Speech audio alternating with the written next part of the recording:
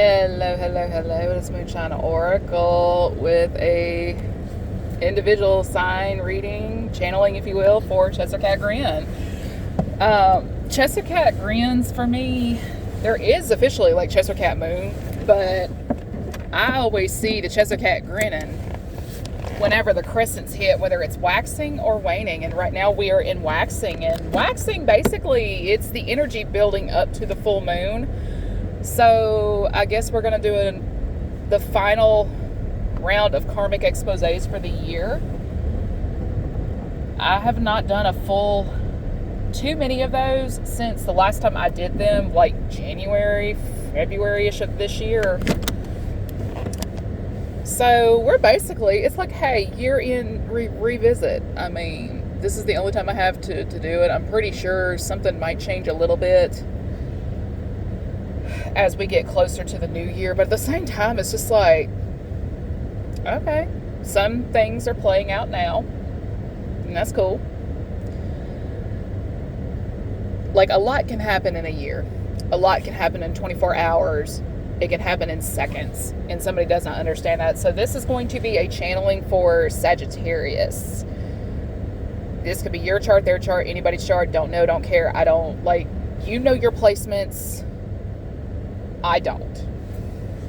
And so on down that line.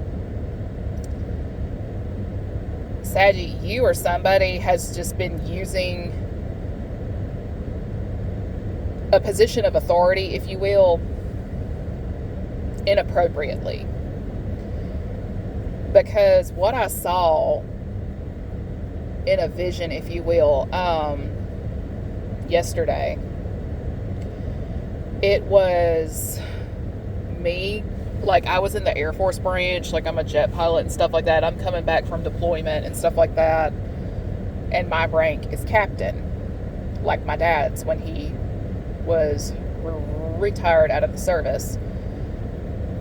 And I'm like one of the last to come out and stuff like that. Like, I'd gone in like the offices and stuff like that, shuffled some paperwork around. Like, I was waiting on the crowd to disperse, of like everybody meeting their families and stuff like that. And my CO, the general in the building at the time, he knew this about me. He knew I'd been put through the ringer emotionally and all this other jazz. He knew I'd been dealing with a bunch of setbacks that were not of his doing, they weren't of my doing, and so on down that line. And 9 times out of 10, when I have a vision like this, like, there's nobody waiting for me to meet whenever I come back from quote-unquote deployment.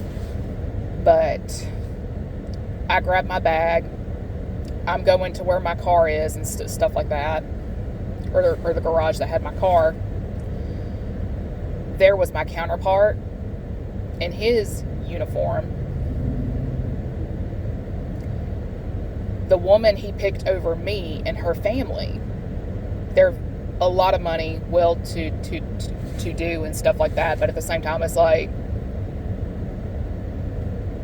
what the fuck are y'all doing here? It's one of those things.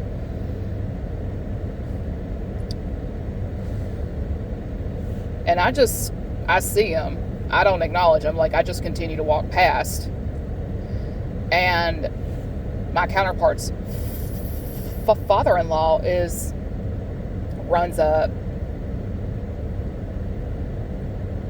invites me to dinner and stuff like that, and I just looked at him and said, no, like, I'm not rude, I'm polite, and just politely say no, and I go back on my heels to go where I was going.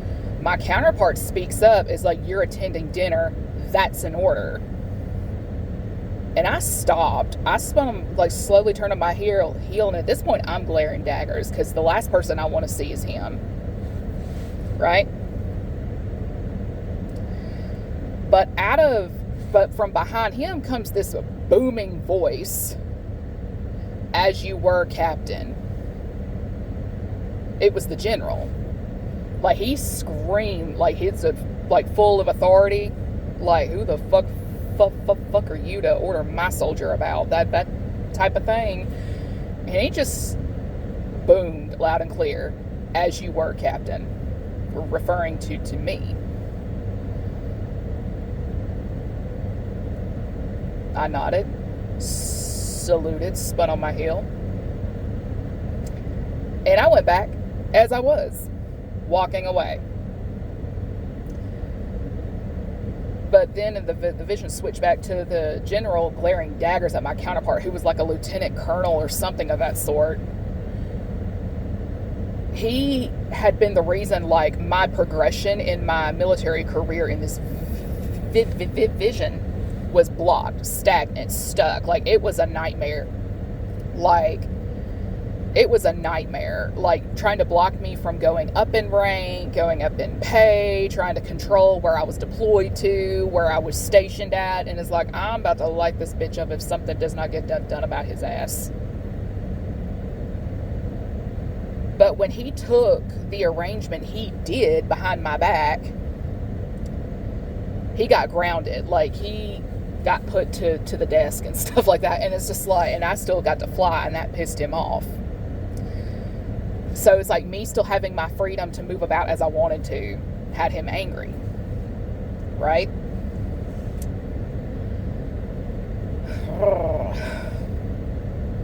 And the woman he chose over me, she kind of assisted in the causing me issues, but at the same time, she did not have the cojones to look me in the eye. And in fact, her parents were just incredibly filled with shame and remorse, because it's like, it's our fault. Had we stayed in our lane and minded our business, this wouldn't be the clusterfuck it is. And it is. And it really is their fault. A large part of it is their fault. It is. Because they were the ones who were shelling out the money, this, that, and the third. Like, they have a really big fat mess to clean up.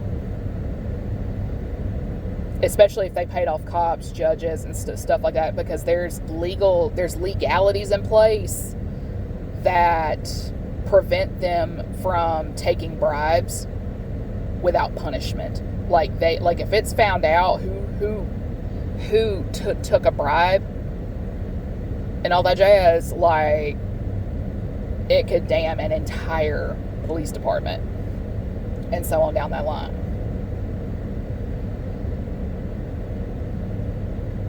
I don't know, there may be an accountant involved that's investigating some things. It's like, where did this money come? Because they cannot make it wash for whatever the case may be. And it's like, that ain't my problem. That ain't my problem. That is not my problem. But,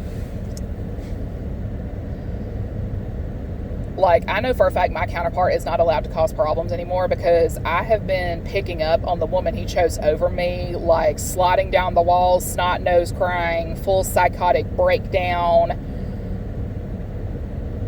There's things she's just not allowed to do anymore, and she shouldn't have done them to begin with.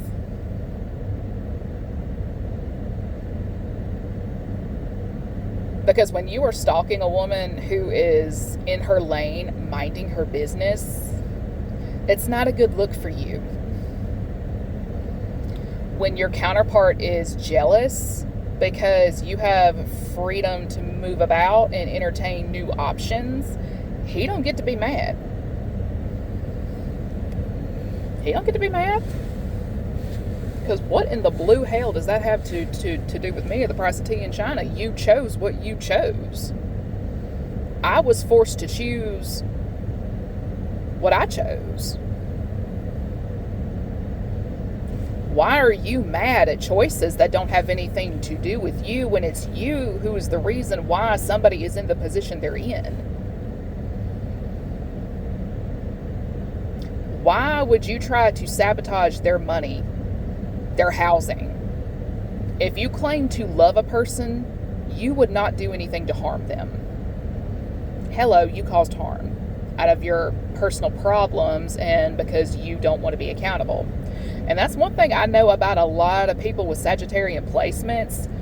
One of the toxic dark sides of a Sagittarius is them just not being able to see another person's point of view, because they're so locked in to their perspective, what they want, what they like, that this is the reason why a lot of them come off as narcissistic and selfish.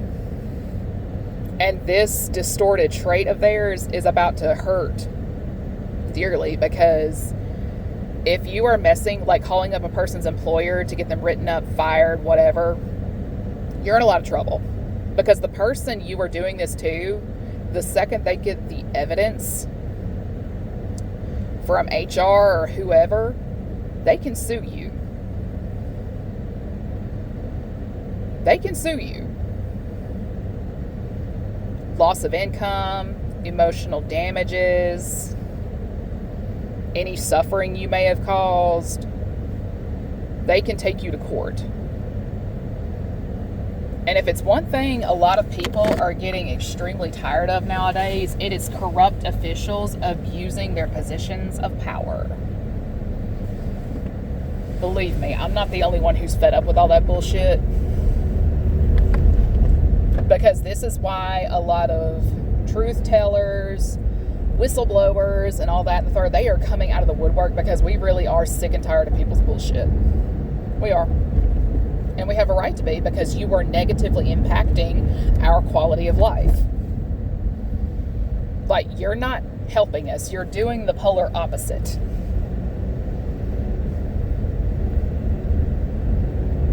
And as for this woman who just cannot get a grip on herself, she's paid for a lot of hoodoo, a lot of voodoo, a lot of hackers, a lot of spying, stalking, scrying. Like, she is the reason a lot of things went down the way that they did, and they were not supposed to.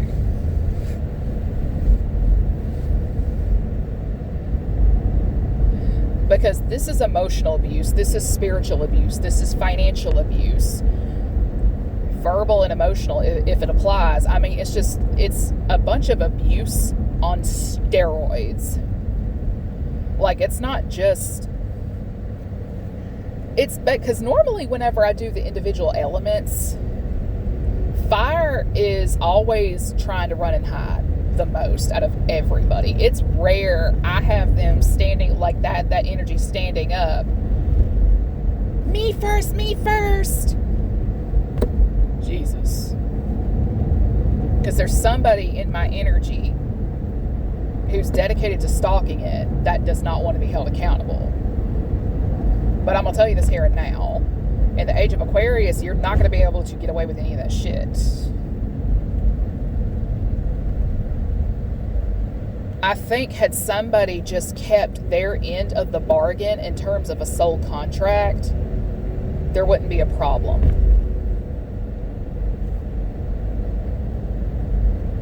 And there's 3 crows on the side of the road as nope, 4. No, that's 3. There may have been 4, but now there's 3.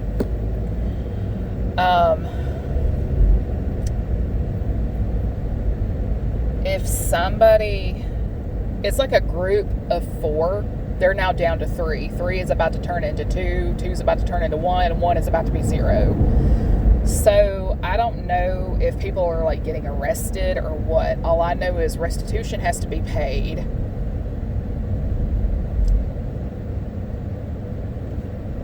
Somebody needs to be in a straitjacket. And a man is just going to have to live with the fact that he sacrificed true love for social status. Again.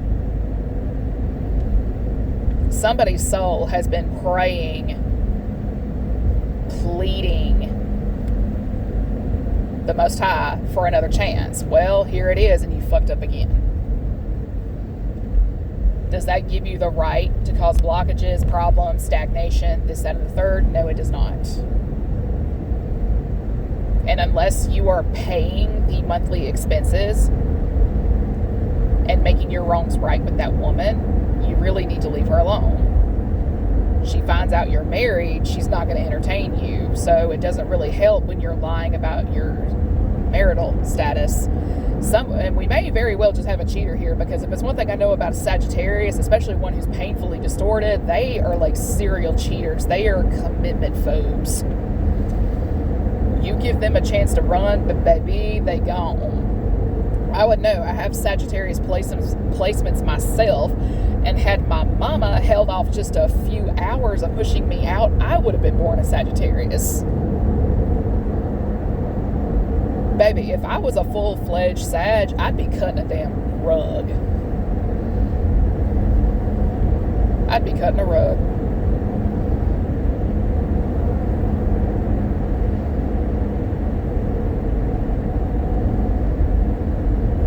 But if it's one thing I don't do, it's people trying to tie me down to something I do not want. It's people trying to tie me down to something I do not need. Because if it's one thing about me, do not underestimate me when my fight or flight mode kicks in, because believe me, the asses I can kick. And sting in the process.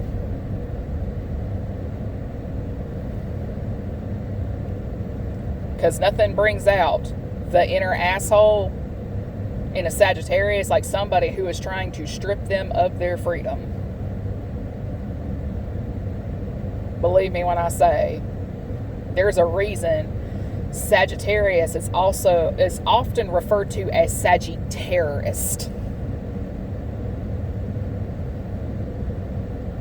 There's a reason Sagittarius is often called Sagittarius, and somebody here is bringing out the inner demon in someone because they just will not let go. They won't get out of the way, but you know what? God is stepping in. The general in the visions I've had the last few days, that represents a higher power stepping in of the who the fuck do you think you are variety.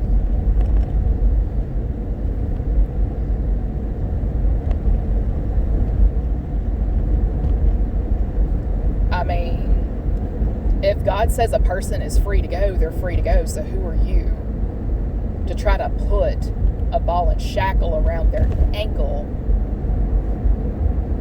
and so on down that line? Because you're fixing to see who God's favorite really is in this equation, and it's not the man. Because in order for God to back you in that capacity, you actually have to be in the right. Your ego and refusal to be accountability, like your refusal to take accountability, means you all the way in the wrong. It's like Adam and Eve in the Bible. God told Adam not to eat the fruit from a certain tree, right? He didn't pass the message along to Eve. Eve ate the fruit, she gave the fruit to Adam, blah, blah, blah, blah, blah, right? So it's really Adam who was at fault because Adam failed to lead appropriately. Part of leading is communication. Good communication. So instead of trying to blame the woman, you need to look at your damn self. And with that, everybody, enjoy your weekend.